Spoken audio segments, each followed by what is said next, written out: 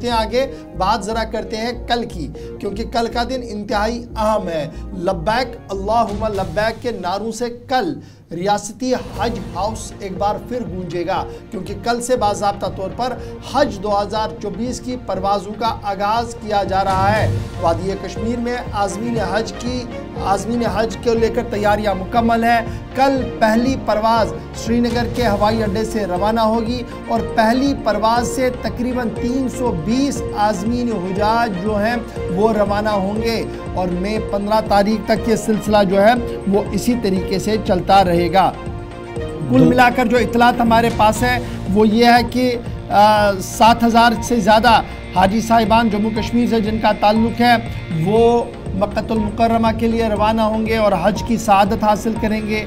6,800 उनमें से श्रीनगर के हवाई अड्डे से सफ़र महमूद पर रवाना होंगे और 500 जम्मू कश्मीर के लोगों ने दिल्ली एम्बार्कमेंट पॉइंट यानी दिल्ली से रवानगी का अपना पॉइंट जो है वो बनाया है और उम्मीद लगाई जा रही है कि 500 अफराद जो है वो वहाँ से जाएंगे। तो कुल मिलाकर 7,008 अफराद ऐसे होंगे जो इस बार हज का फरीज़ा जो है वो अंजाम देंगे। और फ़िलहाल 9 तारीख यानी कल 10 तारीख की फ़्लाइट शेड्यूल डाटा जो है वो सामने आया है। 11, 12 और 13 तारीख का आज सामने आएगा और इस तरीके से अब जिन हाजी साहिबान ने जाना है, एक तो वो हज कमेटी के साथ भी रब्ता रखेंगे, फिर हज कमेटी की जो ऑफिशियल वेबसाइट है उस पर भी रब्ता रखेंगे और इस तरीके से हज हाउस बेमिना के आसपास जो है वो माहौल काफ़ी दिलकश बनाया गया है। सफाई का ख़ास इंतज़ाम रखा गया है। सूबाई इंतज़ामिया की तरफ से मुसलसल पिछले कई दिनों से मीटिंग्स का सिलसिला किया गया है ताकि हज पर जाने वाले आज़मीन को हज हाउस के अंदर ही उनकी तमाम इमिग्रेशन के डॉक्यूमेंट्स को मुकम्मल किया जाए, उनकी लगेज को मुकम्मल किया जाए, वो सारी स्क्रीनिंग वहाँ पर की जाए ताकि जब वो श्रीनगर के एयरपोर्ट पर पहुंचेंगे तो वहां पर वो सिर्फ आराम से बैठे, उन्हें कोई मुश्किल का सामना वहां पर ना करना पड़े। श्रीनगर चलेंगे, इरफान फाजिल इस बड़ी खबर पर हमारे साथ है। इरफान, बहुत शुक्रिया ज्वाइन करने के लिए।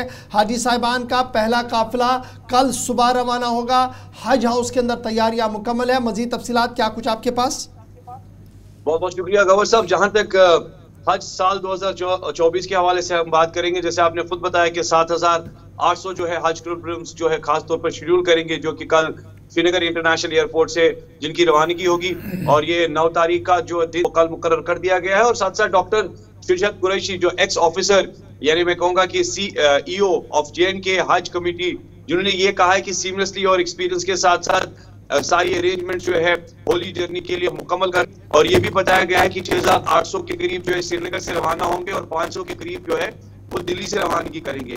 6,852 पिलग्रिम जो है वो श्रीनगर के साथ अगर मैं बात करूं उसमें एक लद्दाख का नंबर भी बताया गया है जो 541 है, जो डिप्यूट करेगा अपने एयरपोर्ट से। और पहला जो काफिला है, जो पहला फर्स्ट बैच है हज को लेकर, वो 320 हज पिलग्रिम जो है उनकी रवानगी होगी।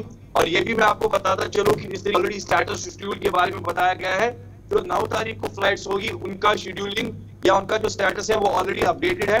और जो 11 तारीख को यानी जो 9 ऑलरेडी अपडेटेड है, जो 11 तारीख। इरफान, ये बताइएगा कि पहली परवाज कितने बजे निकलेगी? हाजी साहिबान को कितने बजे रिपोर्ट करने के लिए कहा गया है कि हज हाउस के अंदर वो आए? टाइमिंग क्या कुछ? देखिए, अगर मैं बात करूं तो सुबह 6 बजे से ही हाजी साहिबान को जो है हज हाउस रिपोर्ट करने के लिए बताया गया है। और बताया ये भी जा रहा है कि 4 फ्लाइट जो है वो श्रीनगर एयरपोर्ट से उनकी रवानगी होगी और तकरीबन अगर देखा जाए तो फिर 2 से 2 फ्लाइट जो है रोजाना चलेंगी।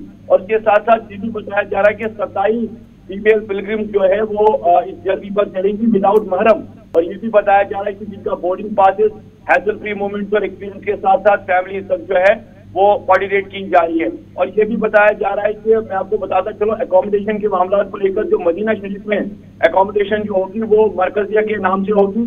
और उसके साथ साथ जो मिना के हवाले से बात बताई गई है, मिना में जो टेंट की रास्ता जो अरेंजमेंट है उसके लिए पोजिशनिंग जोन जो है 2, 3 और 4 मुकर्रर कर दी गई है।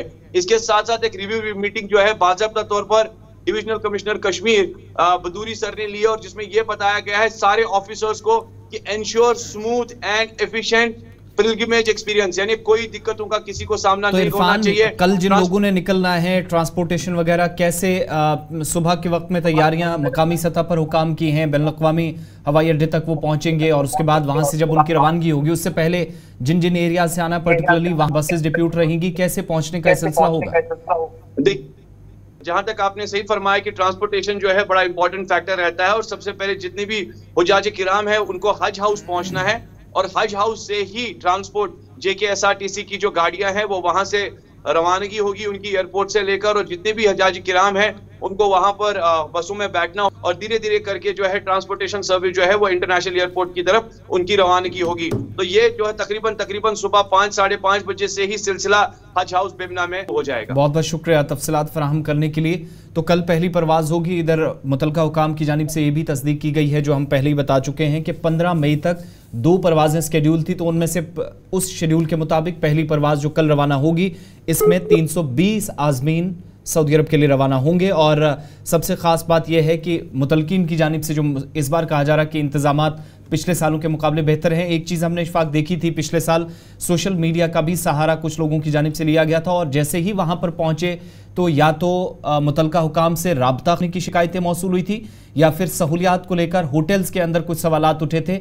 इस बार ये पूछा जा रहा है कि क्या खास बंदोबस्त होंगे, कम से कम जब एक बार यहाँ से ये लोग डिस्कनेक्ट हो जाएंगे एडमिनिस्ट्रेशन से तो मुकम्मल तौर पर राब्ता मुनक़ता ना हो, वो एक कोशिश इस बार क्या कोई इंप्रूवमेंट उस देखिए इस बार दावा तो किया है रियासती हज कमेटी की तरफ से और मरकज़ी हज कमेटी ने कि हमने लगातार कोशिशें की हैं और बहुत जल्द सिलसिला जो है वो जब कल से शुरू होगा तो पता लगेगा जब वो जिद्दा शरीफ पहुँचे। उनके इस बार रिहाइश की सहूलियात जो है वो काफ़ी ज़्यादा बेहतर हैं, इस तरीके की बातें कही जा रही है।